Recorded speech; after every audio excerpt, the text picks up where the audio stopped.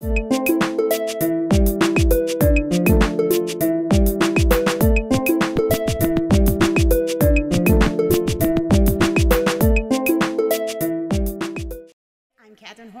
the Technical College System of Georgia, and I am very pleased to be in this session, and I'm going to be able to introduce our good presenters for today.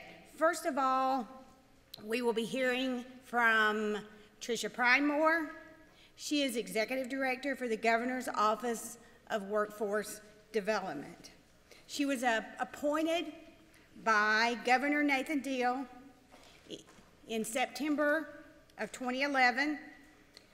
She oversees workforce investment activities and spearheads Georgia's Skilled Workforce Initiative, Go Build Georgia. And after we hear from Ms. Pridemore, we will have a presentation, a best practice, a presentation from Georgia Southern and Savannah Technical College regarding their articulation agreement case study. This was regarding the AS degree that is a very new endeavor regarding logistics. Then after that, we're very excited to have some reaction from Dr. Nicole Smith that we heard from this morning.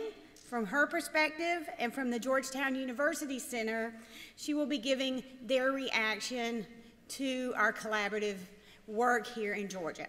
Again, I want to thank each of our speakers today, and we will have some time if you can hold your questions until the end. We anticipate 5 or 10 minutes for questions at the end, and that you can hold for any of our speakers.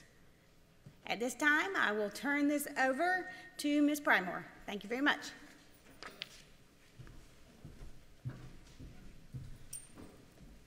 Thank you, Dr. Hornsby. It is a pleasure to be with you all today, most definitely.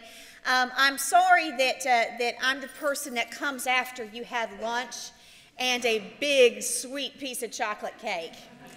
So just in case anybody needs it, the cafe is around the corner and on your left, and I believe that they're still open. So, but we will we'll try to go at a healthy clip and keep everybody awake and engaged.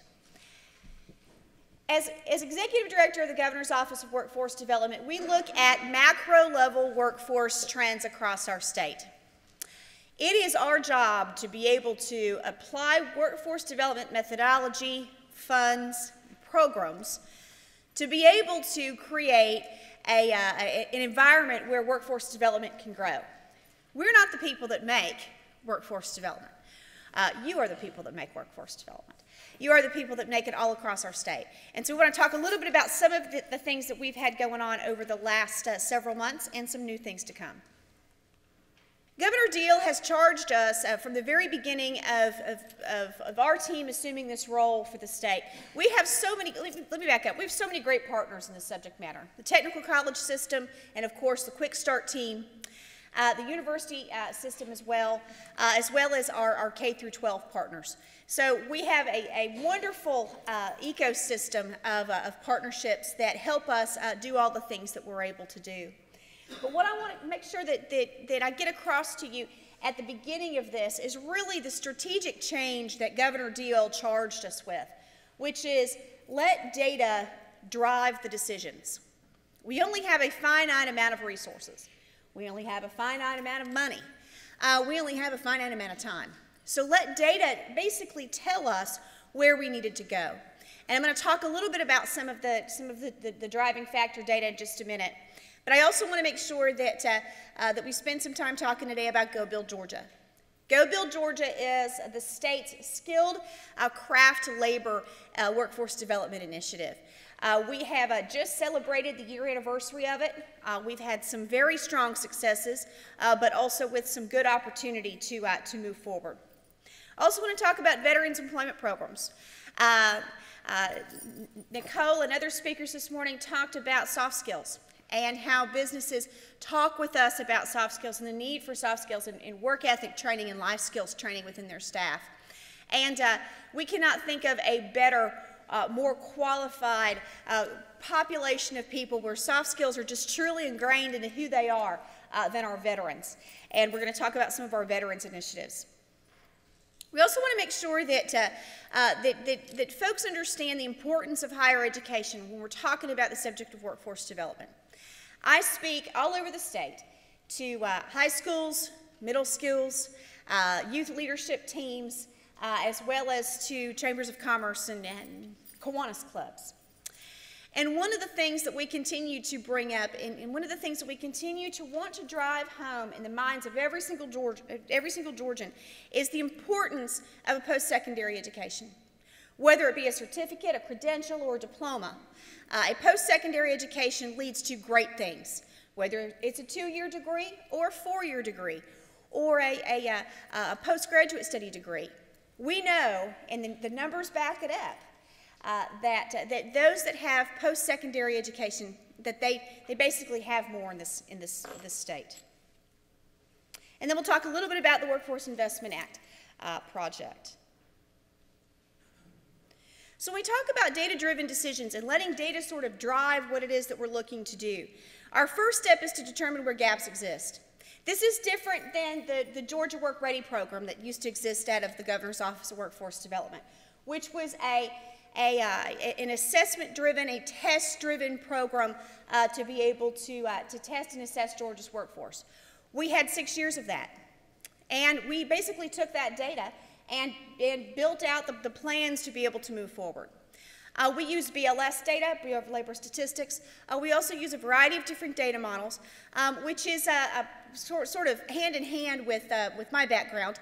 I come out of the technology world, where you just don't make a decision without letting data sort of drive your decisions. And then the second step is program evaluation. And I can tell you unequivocally, we have such great program partners with the technical college systems and some of the programs that they've offered. With our statewide eligible training provider list, we recently grandfathered in all of the technical colleges as the USG schools were as well. So sort of cutting some of the administrative red tape and administrative challenges that may have existed within the Workforce Investment Act programs prior to this. We just know that dollar for dollar, we see a great return on investment for our state with both the USG schools and the technical college schools. Many of you all participated in the Governor's Competitiveness Initiative. It was the statewide survey and meetings to be able to look at what are the primary drivers that will make Georgia more competitive. You may or may not know, but Georgia is the 33rd largest economy in the world. Most countries do not have the size of economy that we have. And in many cases, when we are competing for business to move to Georgia or stay in Georgia, we are competing with other nations for that company and for that corporation. So from the standpoint of what is it going to take to be able to help us be more competitive, if we can answer that question, then we can fulfill the goal of Governor Deal, which is to make our state the most friendly state in the country to do business.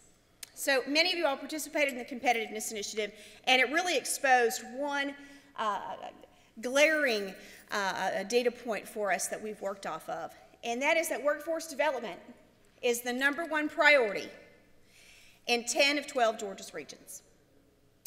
We see it over and over again, where we know that our most precious commodity, our most precious asset, is our people. And I want to talk a little bit at the close of the presentation about some of the regional demands and regional needs that we have, because we do have regional needs, and we've got some challenges ahead of us. But we have this wonderful infrastructure that's in place that allows us to be able to move forward. Go Build Georgia was started, though, to help address a need that's not just a Georgia need, but a national need. And that is that we simply do not have enough individuals going into careers within the skilled trades. When we talk about skilled trades, people, I think, automatically assume that, well, we're just talking about folks that might, work on cars or load trucks, and that's not at all the case. I would encourage everyone in this room, if you have not set foot in a manufacturing plant over the last year, go. If you want somebody to go with you, call me. I'll go with you.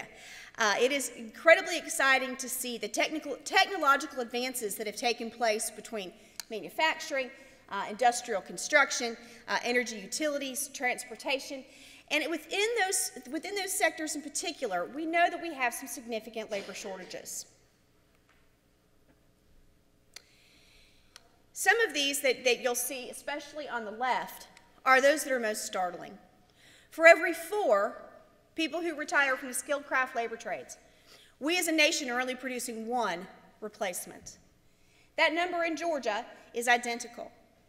So far, there are 4 states that have gotten out ahead of this challenge, of which we are one, to try to really start a conversation, not only with students, with parents, with educators and counselors, and business, but also really just have an overall conversation about the quality of these jobs, the opportunity of these careers, and especially their opportunity for entrepreneurship. We have some negative perceptions that we have to overcome, though. And we know that within those negative perceptions, a lot of them exist with parents. So the way that the program is structured, it has allowed us to be able to have that conversation with parents and also incorporate counselors. Here are some job projection numbers I think that are really interesting, just in our state by the end of 2016. And I've got more to come. There you go. If you look at the overall openings and where there is growth, this is just within the 112 SOC codes, standard occupational classifications known as the skilled trades. This also includes 8 engineering titles. We need engineers. So to get us started, we looked first to our high schools and partnering with our local school systems to be able to get this message on the ground and inside Georgia's high schools. Some of y'all may or may not know, but the average high school counselor in our state averages 400 students to 1 counselor. Think about that responsibility that they have every year. That could be anywhere between sophomores, juniors, seniors. They've got to be able to get those kids through their pathways, through on to be able to pass, and especially those seniors on to graduation. It's an extremely heavy load. So we started the Go Build Georgia high school teams to be able to provide basically a resource, not another checkbox, not another thing that the counselors had to go do, nothing that basically charged them with anything. But let's give you all of the tools and materials that you might need to talk with a student who may be interested in a career in the skilled trades. In other words, we're going to try to lift some of that 400 student load off of you. We did so by establishing the high school teams, and back in January we announced that we had 50% of Georgia's public high schools organized with a high school team. A high school team provides that counselor with a direct business contact that is able to help with career fairs or help her or him with their immediate counseling needs, provide a spool of resources, whether it be financial and also on-site with the business and industry folks. We've had a great partnership with the Georgia Chamber and all of our local chambers that are part of the project with us. The second area that we are spending a lot of time in is veterans. And I hope that, that those of you all that are with the TCSG schools and the USG schools that are part of a variety of different veterans projects, I hope that you will reach out to us and let us know what else we can do to be able to make your lives a little bit easier. Georgia has the 4th largest number of returning veterans of any state in the nation. When you think about that, it makes perfect sense. We have many bases. We have a very active and very large National Guard. And being that we have this large team of men and women that are coming back to us, we basically have got to do whatever we can to help them find work, and help them find work as soon as we possibly can. So with this, we launched back in November a partnership with the Georgia Chamber, as well as with the Department of Veterans Affairs, the Department of Driver Services, and the Georgia National Guard. And we'll talk just a little bit about some of the different things that we've had rolling through. Governor's Office of Workforce Development and the Georgia Department of Labor got together and did a Veterans Workforce Fair. This was one of the most interactive career fairs that we had engaged with. And just so y'all know, we get the fact that most people get their jobs online and not through a job fair and not through a career fair.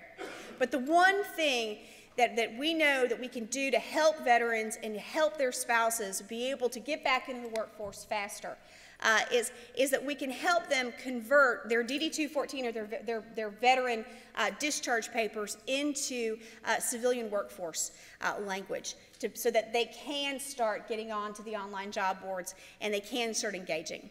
But we had over 5,000 veterans join us for that day. We had many veterans walk out of there with jobs, and there's little as fulfilling. The other effort that we've tried to work on with veterans is being able to do some things to just sort of cut some administrative hurdles. And that's where Troops to Trucks comes in. It will convert a military-issued commercial driver's license into a civilian commercial driver's license. If you remember back a couple of slides ago, we need over 12,000 commercial driver's license holders in the state of Georgia within the next 5 years. Those of you all from TCSG schools that have a CDL program, we are looking to expand Troops to Trucks.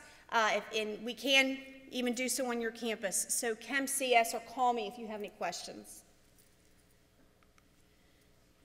Operation Workforce is our new web portal that allows veterans to be able to go online, look for companies that have open positions, look for companies that have an interest or a priority of hiring veterans, as well as put them in one location where they can get a variety of different workforce tools and financial aid if they'd like to go back to school. We're very excited about the changes to the HOPE grants.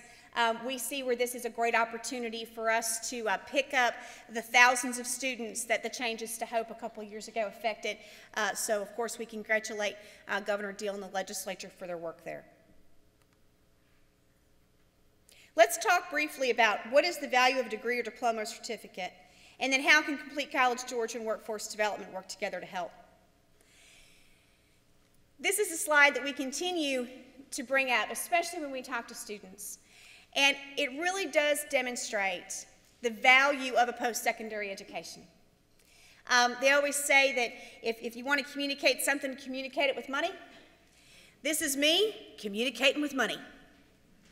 If you look at the average worker's median weekly salary is $815. If they just get a high school diploma, it's $652. Now match that back to the unemployment rate. Currently in the state of Georgia, our unemployment rate is 8.6%. We have been higher than national average for the last 4.5 years. We want for students to understand they need to get to college. And when they're there, they need to stay there.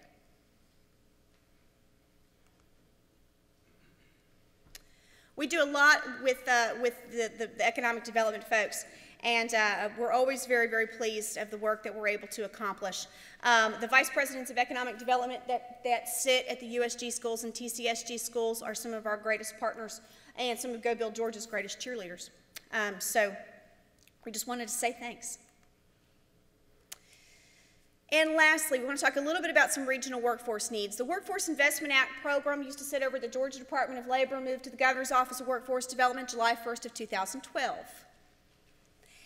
And with that, there are 20 different workforce areas that distribute more than $73 million of federal workforce funds. We are working incredibly diligently to be able to engage not only the TCSG schools, not only the Georgia Department of Economic Development, but local universities with these local workforce boards. For those of you all who live outside of Metro Atlanta, you know these local areas very well in most cases. So you all know we've heard from you. We understand that there are some challenges, and we are doing whatever is necessary to be able to improve those. But we do have some significant regional needs, and so I want to leave you with 3 of those and have you all really consider about what we can do as a state, what we can go back to our campuses to be able to do, and what we can do to continue to partner with one another to solve these challenges. Number one, Georgia still has a significant adult literacy challenge in front of us. Whether you're in the Georgia mountains or you're in South Georgia, and I don't mean to single them out, or if you're in urban metro Atlanta, we still have some adult literacy challenges ahead of us. We also still have a skilled craft labor shortage. And whatever can be done to be able to partner with business to make sure that the curriculums that we are promoting match the needs of business so that we can get these folks employed and on their way to a lifelong career is paramount to us. And number three, we still have a higher than national average unemployment rate. So with that, I would just want to challenge everyone in the room to address those three issues. Let us know what else we can do to help. We are willing and able to move some mountains here because we know that with the 33rd largest economy in the world, we have a whole lot of growth and opportunity ahead of us. So thank you.